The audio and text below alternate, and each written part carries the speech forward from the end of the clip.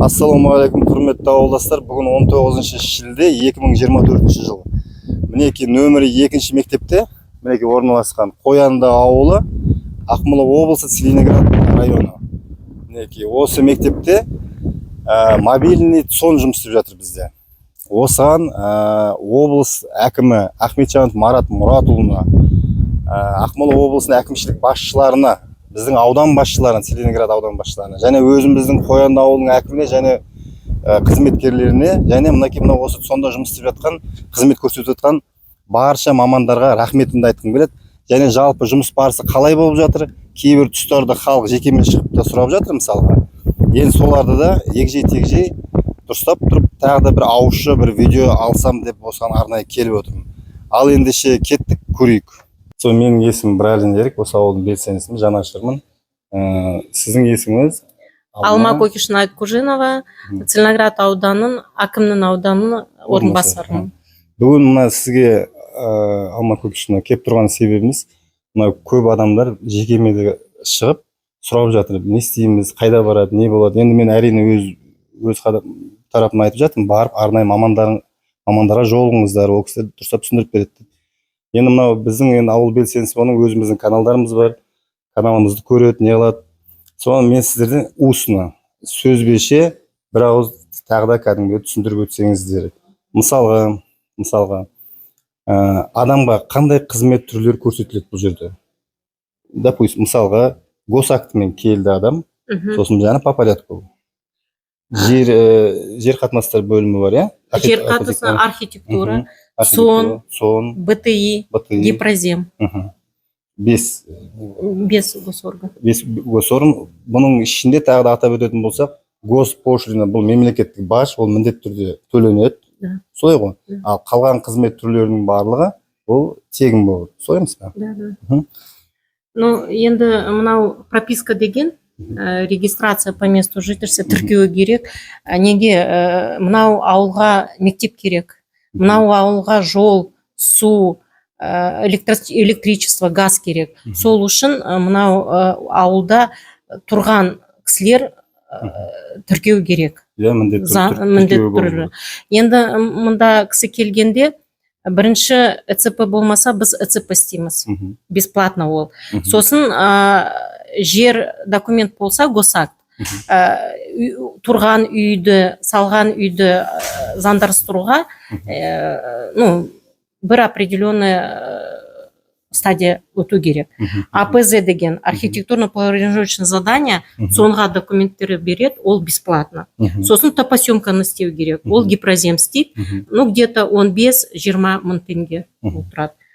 Сосын эскизный проект, мында ТО-лар отыр, сразу можно к ним обратиться. Олар сол эскизный проекты 35-70 мың теңгеге істейді. Солармен сөйлесу керек. Яғни жердің, нысанның үлкен кішісіне байланысты, бұл бағалар өзгеріп тұр. Үйлерге байланысты. Сосын присвоение адреса, ол архитектура істейді, через сон документы сдают, ол бесплатно. Сосын уже как присвоение адреса істеді, акт ввода в эксплуатацию. Олар частные ТО тоже могут помочь, 10-15 мың. Сондай, где-то 120 мың теңге кетеді. 120 мың. Жаңағындай атап өткенде үйдің нысанының үлкен кішілігіне байланысты, территорияға байланысты. Сосын техпаспорт. Техпаспорт енді госпошлина где-то 4 мың төлейді, потом дополнительно тағы да ақша төлейді, где-то 20 мыңға келеді. Енді маған бір нәрсе айтып өтіңізші. Кейбір адамдар сұрақ қойып отыр, біз тек осы жерден бүкіл жұмысымызды тындырамыз ба, істеп, жоқ әлде маленький баратын моменттер бола ма дейді. Жоқ, жағдайға байланысты ма? Күлі госорган мында отыр. Күлі госорган осы. Ешқайда барудың қажеті жоқ. Ешқайда бару керек. Жаңа госпошлинаны төлеу үшін мысалы өзіміздің Қоянды ауылындағы почта. Мында почта бар ғой Қояндыда. Иә, соған барып сонда төлейді, сонда төлесе болды. Так, түсінікті. Енді тағы бір сұрағым бар еді. Жалпы осы уақытқа шейін қанша адам жаңа тіркелді дедіңіз? Осы бір аптадай бір жұмыс істеп жатсыздар, біздің ауылымызда? бір апта біз жұмыс істеп жатырмыз. Где-то 200 кісі уже келді, құжаттарын көрсетті, консультацияны алды, ЭЦП-ны істеді. Енді сол документы уже в работе. Прописались? Тіркеуге тұрған адам? Тіркеуге тұрған Пока 3 кісі. 3 кісі. Потому что документтерді істеу керек. Чтобы тіркеу. Құрметті ауылдастар, мына бір аптаның ішінде 3 адам біздің ауылға келіп тіркелген екен. Қоян ауылының жергілікті халқы болып тіркелген екен. Бұл әрине өте өкінішке орай өте аз. Сіздерге көптеп тіркеулеріңіз қажет. Сол үшін мінекей осындай кісілер өздері ат басын бұрып, әдейілеп біздің ауылымызға келіп, мінекей қызмет түрлерін көрсетіп жатыр. Және сізге көп рахмет. Уақытыңызды бөліп, бізге осылай халыққа түсіндіру жұмыстары жүргізіп жатқаныңызға. Халыққа айту керек, келсін. Айтамыз. Қоянды ауылының әкімі Бақытхан Сұлтанбай мырзаны кездестірдік дәл қазір. Бәке, қалай жалпы? Жұмыстар жүріп жатыр ма? Жалпы жұмыс осы тіркеуге халықтың қалай белсенді ме, қандай жағдайлар болып жатыр? Көпшілік келіп жаппай тіркеуге тіркеліп жатыр ма, жоқ әлде әлсіз болып жатыр ма? Осы жағын бір ауылда айтып кетсеңіз. Берек, өзіңіз білесіз, біздің ауыл өте үлкен.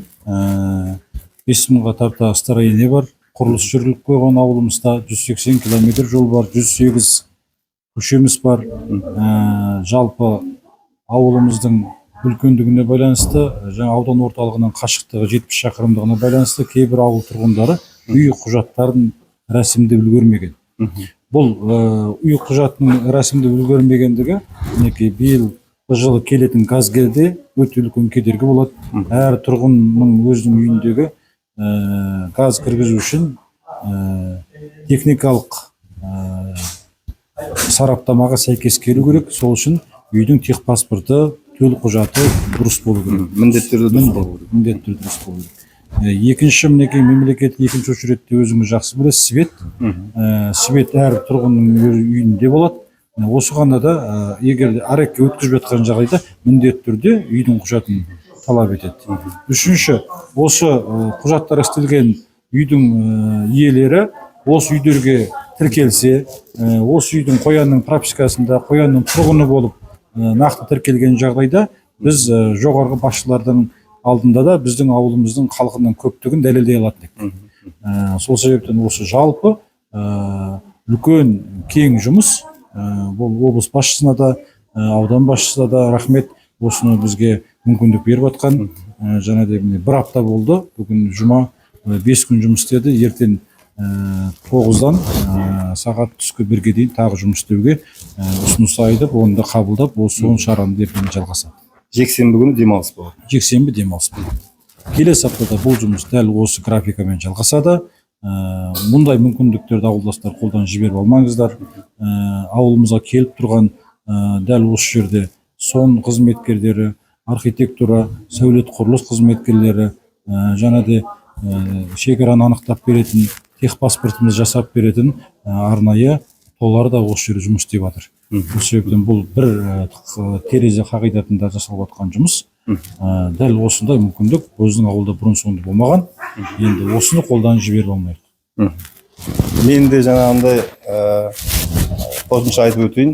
Бәке, сіздің айтуыңыз бойынша, яғни бүкіл мына істеліп жатқан жұмыстар, бұның барлығы әр адамның жаңағындай үйінің құжаттарының дұрыс рәсімделіп, өзінің жаңағы жергілікті тіркеуде болуы, бұл міндетті түрде осылай болу керек. Әлбетте.